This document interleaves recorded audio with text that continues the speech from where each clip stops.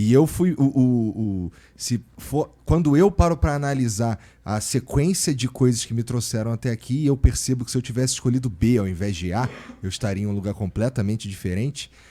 Me mostra como a vida é maravilhosa no fim das contas. Que acho que uma das coisas mais interessantes de estar vivo, e aqui eu não estou falando de religião, nem. Eu acho que é até meio desligado disso, que é as coisas que a gente não planeja e acontecem com a gente e nos levam para um lugar novo e interessante, né? Inclusive, essas coisas são as que me fazem acreditar em Deus e eu tenho me tornado cada vez mais crente, sabe? Quando eu percebo que essas coincidências, elas... Não sei se eu entendo que o nosso cérebro é bom de reconhecer padrões e a gente é bom de pegar e transformar as coisas, na verdade, traduzir as coisas do mundo para a nossa própria realidade. Mas quando eu percebo, entre aspas, que essas coincidências me favorecem, essa é uma das razões que eu não consigo desconfiar da existência de Deus. Mas eu só não consigo te dizer o que é Deus. Estou mais para perto Pois do que... a ideia, a palavra em si, Deus, ela é polissêmica, ela tem muitos sentidos. Eu posso utilizá-la no singular, posso utilizá-la como nós fazemos no singular masculino, mas eu posso também fazer no plural. Deuses, deusas, ou força, ou amor. O que eu acho que vale, independentemente disso, é o reconhecimento de que existe uma fonte da vida. Não necessariamente essa fonte ela é uma pessoalidade, é alguém, mas existe um valor, né, nesse ponto. E é claro que a noção, né, de crença em uma força que pode nos auxiliar ou nos prejudicar, né, uma força que seja fonte ao mesmo tempo de amorosidade ou de punição, ela é uma das maneiras de nós termos, né, nossa existência. Quando você diz, eu cada vez mais, né, percebo que algumas coisas me favoreceram e outras, se eu não tivesse feito, o caminho seria diferente, a ciência chamaria isso de simultaneidade de eventos. Portanto, não é um acaso, é uma simultaneidade de eventos.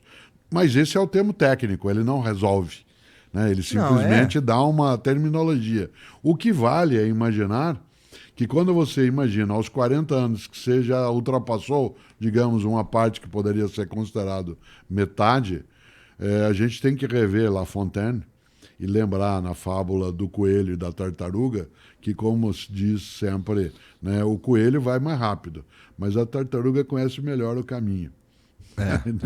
E nessa hora, evidentemente, que a avaliação não é da extensidade, né? Você imagine pessoas que tiveram um tempo de vida mais restrito, a famosa na música Maldição dos 27 anos, né? Você imaginar Jim Morrison, né? Todos Kurt aqueles, Cobain, né? Kurt Cobain, a genial, que cantava tudo que a gente precisa na vida, né? Em relação ao blues da vida, que teve, esqueci o nome dela. Eu também esqueci o nome dela, mas eu sei de quem você está falando. Jane Joplin, Jimi Hendrix, né? Aquilo que... Amy Winehouse também. O Amy Winehouse. Você diz assim, poxa, mas ela viveu tão pouco. A intensidade, de novo, e não a extensidade. Eu gostaria muito, né, que Mozart tivesse vivido mais, que ele chegasse aos 40. Se com o que viveu ele fez 626 obras, né, imagine. Mas isso aí é algo que não há como, né, a gente pensar. O que vale é que quando essa jornada, essa caminhada, ela se aproxima da conclusão, quando você tem mais idade, como é o meu caso, você fica imaginando que talvez é preciso olhar aquilo que já se vivenciou como fonte de aprendizado, mas também com uma fruição daquilo que vem e tem, e que se possa deixar de lado o que é irrelevante. Por exemplo, eu gosto muito de leitura, me dedico a isso há décadas, mas eu já não leio mais qualquer livro. Eu estou retomando algumas coisas que eu li com muito prazer em alguns momentos, isto é, eu sou mais criterioso. Minha mãe faleceu com 93 anos e vez ou outra ela me ligava e disse, filho, vem aqui, a gente morava próximo de residência, vem aqui conhecer uma amiga minha, dizia, mãe, eu conheço muita gente Eu não dou conta nem de quem eu já conheço, eu não quero conhecer mais ninguém. Né? Eu quero trabalhar um pouco a qualidade disso. Isso vale em relação a convivências, a coisas. Mas se a gente é movido pela essa ideia da completa finitude, isto é, que haverá um término e que isso não faz sentido, se começa a ter o desespero que algumas pessoas são possuídas, que é ela tirar a vida porque tem medo de morrer. Professor, uma das coisas que a gente estava falando aqui mais cedo, que você falou, é que a verdade é relativa. Mas existem coisas sei lá, eu olhando a existência, as coisas que estão perto de mim e tudo mais, eu fico pensando se existe uma verdade que seja universal. E eu vou um pouquinho mais além. Você acha que existe algo que é universalmente bom? Ou algo que é universalmente... A gente construiu isso na história. Quando nós criamos, em 1948, a Declaração Universal dos Direitos Humanos, a intenção foi registrar o que a humanidade tinha avançado até aquele momento como sendo nossos direitos e deveres para a vida não ser destrutiva. Né? Evidentemente, não existe nenhuma coisa que se possa entender como valendo sempre em qualquer lugar para todas as pessoas. Mas se registrou, por exemplo, em 1948, o que se entenderia como sendo o direito à dignidade, à liberdade, ao afeto. É claro que nós somos movimentáveis como sociedade, como comunidade. E as condições à nossa volta também alteram, né, a nossa maneira de observar e também de vivenciar as coisas. Será que existe alguma coisa que seja válida para todas as pessoas o tempo todo? Eu acho que é a vida. Ela se coloca nessa condição. Por isso que o homicídio, o fratricídio, né, a destruição, ela é sempre algo que nos produz repugnância. Nesse sentido, esse valor da vida. Outro, a liberdade. Haja vista que o direito de fugir não adensa em nenhuma das sociedades a pena que você tem.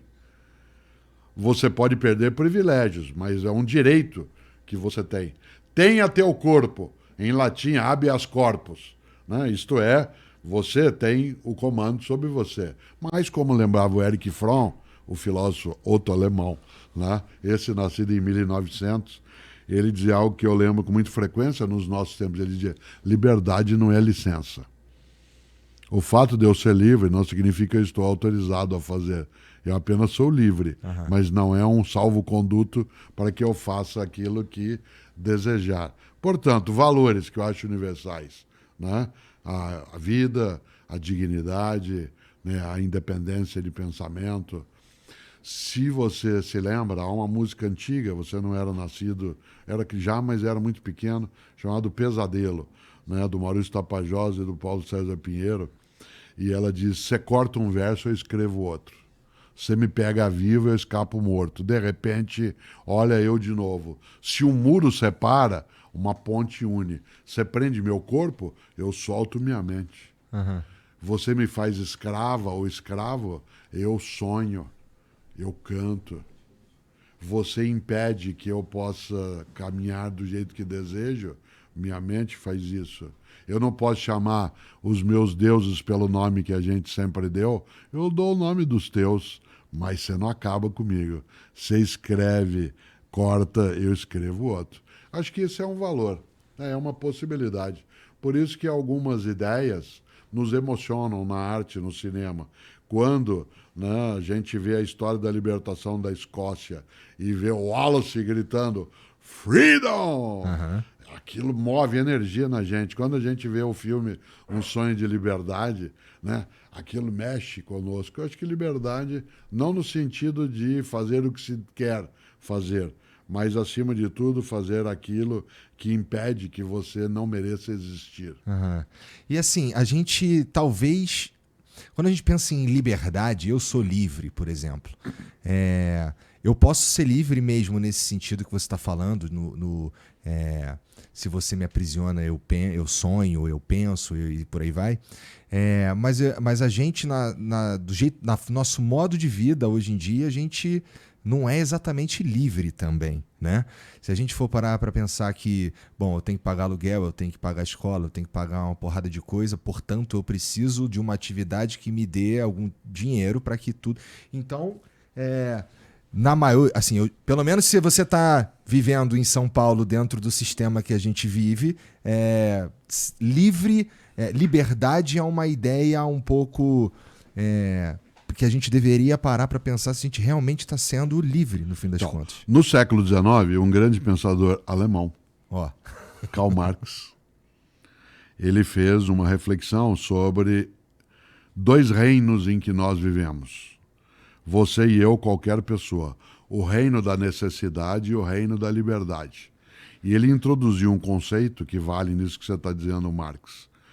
Há uma diferença entre ser livre de e livre para. Para você ser livre para escolher, para decidir, você precisa ser livre da necessidade. Eu só posso ser livre para se eu for livre da carência, se eu for livre da falta de recurso. É claro que uma sociedade, ela faz com que você tenha que dar conta das suas necessidades para que você possa fazer escolhas sem a obrigatoriedade. Quando a questão é como é que você se sustenta para você poder fazer escolhas mais ampliadas, você precisa se libertar do reino da necessidade para chegar ao reino da liberdade. Ora, eu tenho muito mais liberdade porque eu, Cortella, estou mais distante do reino da necessidade. Eu não tenho dificuldade para o meu aluguel, para a minha alimentação. Eu estou já distanciado do reino da necessidade. Eu estou mais fortemente no reino da liberdade. Mas aí vem um passo. Como humanidade, a frase "a minha liberdade acaba quando começa a do outro", ela é muito estranha. Eu também acho. Porque a frase central seria "a minha liberdade acaba quando acaba a do outro".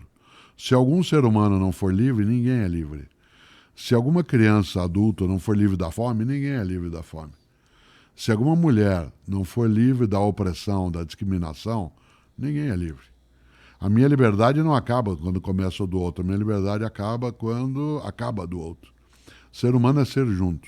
E nesse sentido, né, você tem razão. Liberdade está conectada à noção clássica de você sair do reino da necessidade. Eu, Cortella, como disse, sou mais livre para escolher, para ir para onde eu desejar, para decidir, porque eu não tenho nenhum aprisionamento de ter que dar conta de ficar vivo no dia a dia. Eu posso ir além do sobreviver. Eu tenho condição de viver. Ora, o que é que me cabe? Partilhar essa possibilidade. E eu vou te dar um exemplo último disso, né, dentro desse aspecto que eu gosto de falar sempre. Há uma diferença entre uma pessoa que é revoltada e aquela que é revolucionária naquilo que ela pensa. Quer ver o pensamento de um revoltado? Você citou a cidade de São Paulo, onde você e eu vivemos.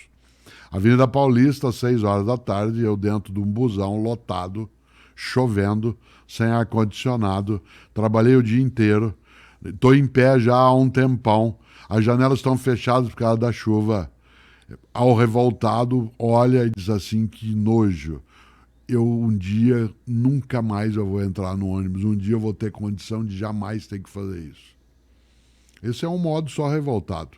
O que é um modo mais revolucionário? Que horror! Isso é indigno. Eu preciso me organizar com outras pessoas para que isso não aconteça com ninguém.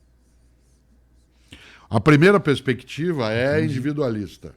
Nunca mais eu vou entrar num ônibus desse jeito. Eu quero que se exploda. Eu vou embora daqui, isso não vai acontecer comigo.